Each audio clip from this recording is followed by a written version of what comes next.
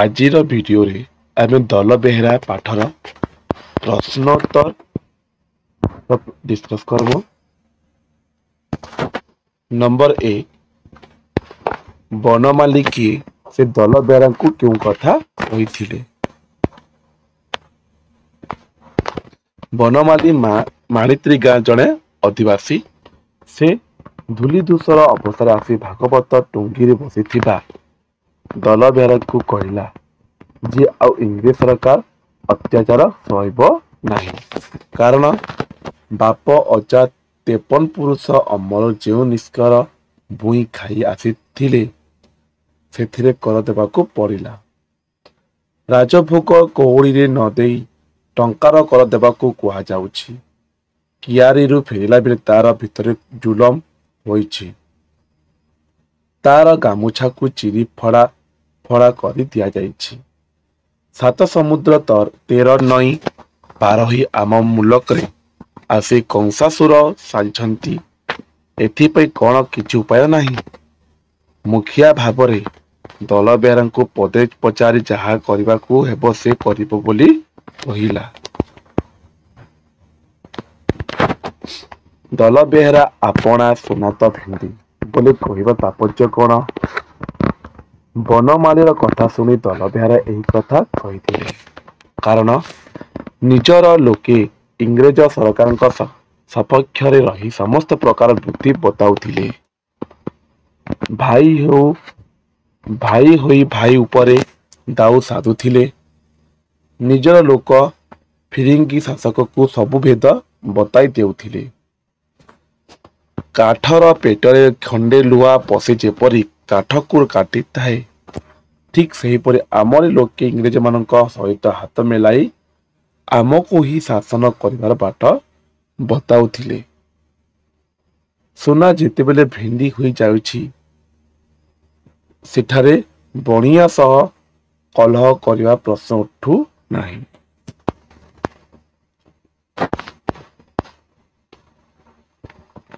Number 3, ରକ୍ତ ମାଂସ ଶରୀର କେତେ ସହିବ?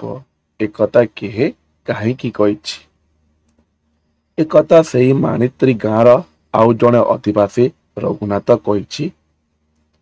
କାରଣ ଯେତେବେଳେ ଦଲ ବେହେରା କହିଥିଲେ ଆପଣା ସୁନା ଭେଣ୍ଡି, ସେହି କଥାକୁ ସମର୍ଥନ ଜଣାଇବାକୁ ଯାଇ ରଘୁନାଥ କହିଥିଲା ଯେ କାଲିର ଭାବନା ଭୂତ ଚକରା ଆଜି ଫିରଙ୍ଗି ଘର ଦାନା ଖାଇ ତା ଆଖି ଓଲଟିଗଲା। ମୁଣ୍ଡରେ କାଲିକନା ଖଣ୍ଡେ ବିଡ଼ି ଇନ୍ଦ୍ରଚନ୍ଦ୍ର ମାରୁନାହିଁ। ପଞ୍ଚ ମରାଇ ନଥିଲା ବେଳେ ତାଙ୍କ ଘରେ ଭୁଆସୁଣୀ ଝିଅ ବୋହୂକୁ ଆସି ଖଜଣା ମାଗୁଛି। ନାନା ପ୍ରକାର ଅଭାଷା କୁଭାଷା ମଧ୍ୟ କହୁଛି। ଏସବୁ ଶୁଣିଲା ପରେ ଦେହ ଜଳି ଯାଉଛି। ରକ୍ତ ମାଂସ ଶରୀର ଧରି ଏହା କ'ଣ ସହି ହେବ?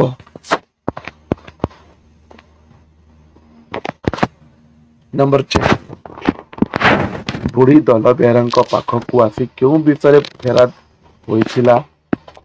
ଯେଉଁ ମାଣିତ୍ରୀ ଗଡ଼ରେ ଦଲ ବେହେରାଙ୍କ ପୀର ଆଉ ଥାଉ ଥାଉ ଏଠାରେ ଅତ୍ୟାଚାର ସୀମା ବଢ଼ି ଚାଲିଛି। ଓଡ଼ିଶା ମୁଲକର ମାଣିତ୍ରୀ ଗଡ଼ ନାଁ ପଡ଼ୁଥିଲା। ପାଇକ ପୁଅଙ୍କ ଛାଇ ପଡ଼ିଲେ ଗର୍ଭଣୀ ମାଇଁ ବୈଦ୍ୟ ବାଟ ଛାଡ଼ି ଦେଉଥିଲା। ଆଜି କ'ଣ ଏ ଗଡ଼ ମରଦ ଶୂନ୍ୟ ହୋଇଗଲା? କାରଣ ଛାଡ଼ ଲୁଣ ମୁଠିଆ ପାଣି ତାର ଏ 9 ବର୍ଷର ନାତୁଣୀ ପିଠିରେ ଘୋଳା କୋରଡ଼ା ମାଳ ବସିଛି। ପିଠି ଫାଟି ନୁହୁଣା ହୋଇଯାଉଛି। ମାଡ଼ ଖାଇ ଚେତା ବୁଡ଼ି ଯାଉଥିଲା। ଏହି ଗାଁର ସ୍ତ୍ରୀମାନେ ମହତ ଘେନି ରହିବେ ନା କୂଅ ପୋଖରୀ ଖୋଜିବେ, ଅର୍ଥାତ୍ ଆତ୍ମହତ୍ୟାର ବାଟ ବରି ନେବେ? ଏହି ପ୍ରଶ୍ନ ବୁଢ଼ୀ ଆସି ଦଲ ବେହେରାଙ୍କୁ ପଚାରି ଫେରାଦ ହୋଇଥିଲା। 5 ନମ୍ବର, ଦଲ ବେହେରା ଗ୍ରାମବାସୀଙ୍କୁ କି ପ୍ରସ୍ତାବ ଦେଲେ? ଦଲ ବେହେରା ଗ୍ରାମବାସୀଙ୍କୁ ପ୍ରସ୍ତାବ ଦେଇ କହିଲେ ଯେ କାଲି ସକାଳେ ରାତି 9 ପୁଣୁ ଗୋଡ଼ରେ ନାଙ୍ଗଳ ଦିଆ ଯେପରି କେହି ଘଟଣା ଦେବେ ନାହିଁ। ବାପ ଅଜା ଯେମିତି ନିଷ୍କର ଭୂଇଁ ଚଷି ଖାଇ ଆସୁଥିଲେ ସେମିତି ଖାଇବେ।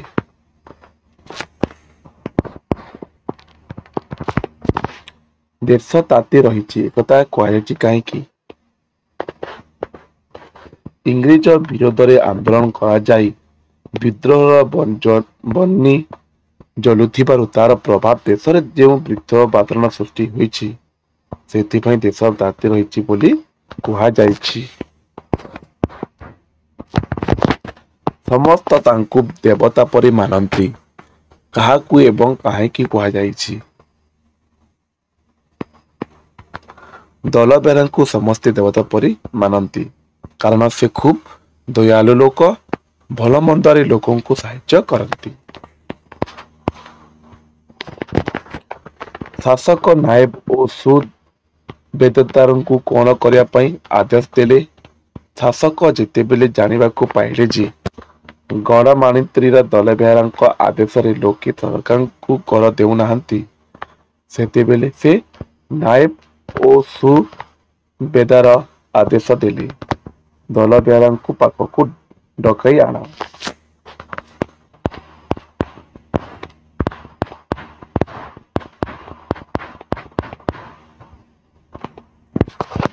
ସେ ଚାବୁକ ମାଡ଼ ଅର୍ଥ ଗୁଲି କରାଯାଉଛି। ନମ୍ବର ଚକରା କିଏ? ସେ ରଘୁଙ୍କୁ କଣ କହିଥିଲା? ଚକରା ଫିରିଙ୍ଗିର ପିଆଦା। ସେ ରଘୁକୁ ଫୁସୁଲା ଫୁସୁଲି କରି ଭୂକର ଆଦାୟ କରିବାକୁ କହିଥିଲା।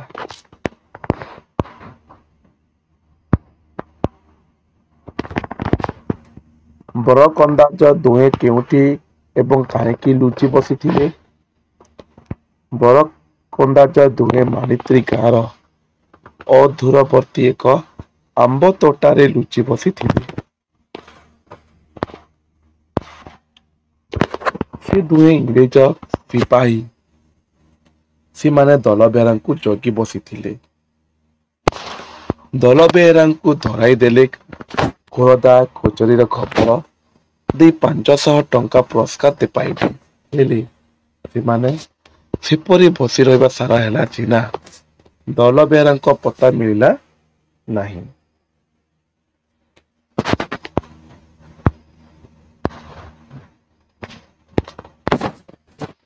ବୁଢ଼ୀ ବରକନ୍ଦାଜ ଦୁହିଁଙ୍କୁ କାହିଁକି ଗାଳି ଦେଲା? ସେମାନେ ଯେତେବେଳେ ବୁଢ଼ୀଙ୍କ ଉପରେ ପାହାର ବାଜିଲେ ସତ କହିବ ବୋଲି କହିଲେ, ସେତିକିରେ ସେମାନଙ୍କୁ ଗାଳି ଦେଲା। ଆଉ ନିଜ ଘରର ମା ମାଉସୀଙ୍କୁ ଠେଙ୍ଗା ପାହାର କରିବାକୁ ବୁଢ଼ୀ ଗାଳି ଦେଇ ସେ ଦୁହିଁଙ୍କୁ କହିଥିଲା।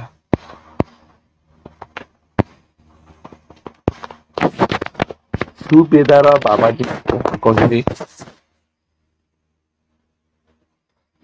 ଦଳବେହେରା ଏକ ବାବାଜୀ ବେଶ ଧାରଣ କରି ବଣ ମଧ ଧୁନି ଜାଲି ବସିଥିଲେ। କମ୍ପାନୀର ସୁବେଦାର ତାଙ୍କ ଆଗରେ ବସି କହିଲେ, ବର୍ଷ ବର୍ଷ ଧରି ସେ ଦଳବେହେରାଙ୍କୁ ବଣମୂଳ କରି ଖୋଜୁଛନ୍ତି। ପିଲା କୁଟୁମ୍ବ ଛାଡ଼ି ଏଇ ବଣ ପାହାଡ଼ ମଧ୍ୟ ସେ ଘର କରି ବାଘ ଭାଲୁଙ୍କ ସହିତ ବନ୍ଧୁ କୁଟୁମ୍ବ ହେଲେଣି।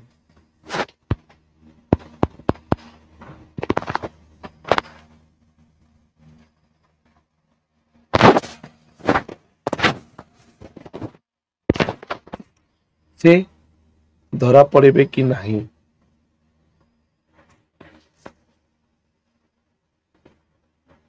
କହିବାକୁ ଅନୁରୋଧ କରିଥିଲେ। ଏପରିକି ତାଙ୍କର କଟା ମୁଣ୍ଡ ପାଇଁ ସାହେବ 500 ଟଙ୍କା ପୁରସ୍କାର ଘୋଷଣା କରିଛନ୍ତି।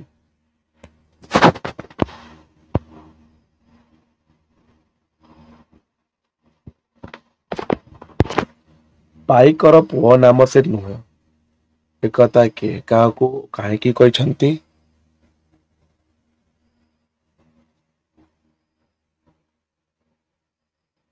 ସୁବେଦାର ପେଟ ପାଇଁ ଧାଇଁଛନ୍ତି। ତାଙ୍କୁ ମାରି ଏହିପରି ହୀନ କାର୍ଯ୍ୟ କଲେ କିଛି ଦୋଷ ମିଳିବ ନାହିଁ। କାରଣ ପାଇକର କାମ ନ୍ୟାୟ ପାଇଁ ଲଢ଼େଇ କରିପାରିବ।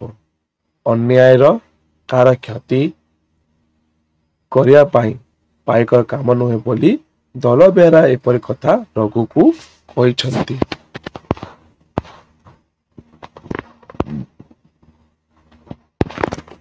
ନାଉରୀର ଦୁଃଖମୟ ଜୀବନର ପରିଚୟ ପ୍ରତିପାଦନ କର। ନାଉରୀଟି ଖୁବ୍ ଦରିଦ୍ର ଥିଲା। ଖାଇବା ପିଇବା କଥା ଦୂରରେ ଥାଉ, ତାର ମୁଣ୍ଡ ଗୁଞ୍ଜିବା ଟିକେ ବି ସ୍ଥାନ ନଥିଲା। ନଈ କୂଳେ କୁଡ଼ିଆ ଖଣ୍ଡିଏ ମାରି ସେ ଦି ପ୍ରାଣୀ ରହୁଥିଲେ। ଛାଆଣି ଛପର କରିବା ମଧ୍ୟ ତା ପକ୍ଷରେ ସମ୍ଭବ ହେଉ ନଥିଲା। ନାଉରୀ ଦଳବେହେରାଙ୍କୁ କାହିଁକି ଖୋଜୁଥିଲା? ନାଉରୀ ସନ୍ଧ୍ୟାରେ ଘାଟରେ ଡଙ୍ଗା ବାନ୍ଧି ରଖିଥିଲା। ମାତ୍ର ଝଡ଼ ପବନ ସହିତ ନଈବଢ଼ିର ପ୍ରବଳ ପାଣି ସୁଅରେ ତାର ଡଙ୍ଗାଟି କେଉଁ ଆଡ଼େ ଭାସିଗଲା। ଯେତେବେଳେ ଖୋଜିଲା ତାକୁ ପାଇଲା ନାହିଁ। ସାରା ମୁଲକରେ ଦଳବେହେରା ଜଣେ ଦୟାଳୁ ଲୋକ ବୋଲି ପ୍ରଚାରିତ ହୋଇଥିଲା। ସେ ମଣିଷ କାହିଁକି ଚଢ଼େଇ ଚିରୁଗୁଡିଙ୍କ ପେଟ ମଧ୍ୟ ଛିଣ୍ଡି ପାରୁଥିଲା। ଏପରି ଜଣେ ଦୟାଳୁ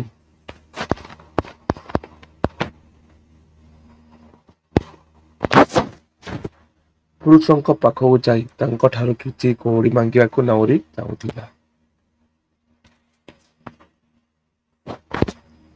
ଦଳବେହେରା ସେଠାରେ ନାଉରୀକୁ କଣ କହିଥିଲେ?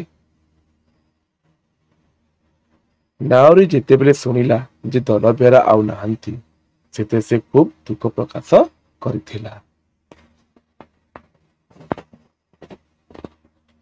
ଦଳବେହେରା ନାଉରୀ ସମ୍ବନ୍ଧରେ ଶାସକୁ କଣ କହିଲା? ନାଉରୀର ଦୁଃଖରେ ଅଭିଭୂତ ହୋଇ ସାଧୁ ବେଶଧାରୀ ଦଳବେହେରା ସିଧା ଖୋର୍ଦ୍ଧା କଚେରୀ ଗଲେ।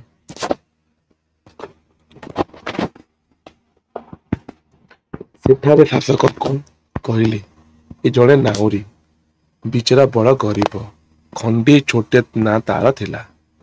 ନଈ ବଢ଼ିରେ ପାଣି ତାର ସେହି ନାଁ ଖଣ୍ଡିଏ କେଉଁଆଡ଼େ ଭାସି ଯାଇଛି। ଶାସକ ଦଳବେହେରାଙ୍କୁ ତୁମେ ଏଡ଼େ ମହତ୍ ବୋଲି କାହିଁକି କହିଲେ?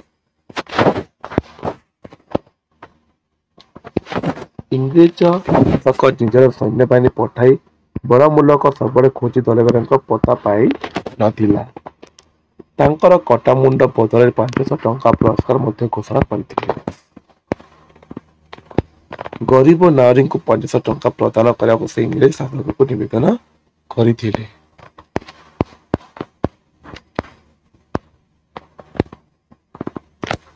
ଦଳବେହେରାଙ୍କ ଏପରି ଉଦାରପଣକୁ ଦେଖି ଶାସକ ଆଶ୍ଚର୍ଯ୍ୟ ହୋଇ ତାଙ୍କୁ ମହାନ ବୋଲି କହିଥିଲେ। ପ୍ରକୃତରେ ଦଳବେହେରାଙ୍କ ପରି ମହତ୍ ପୁରୁଷ ଆଉ କେହି ହୋଇ ନପାରେ। ଏହା ଥିଲା ଦଳବେହେରାର ପ୍ରଶ୍ନ ଉତ୍ତର।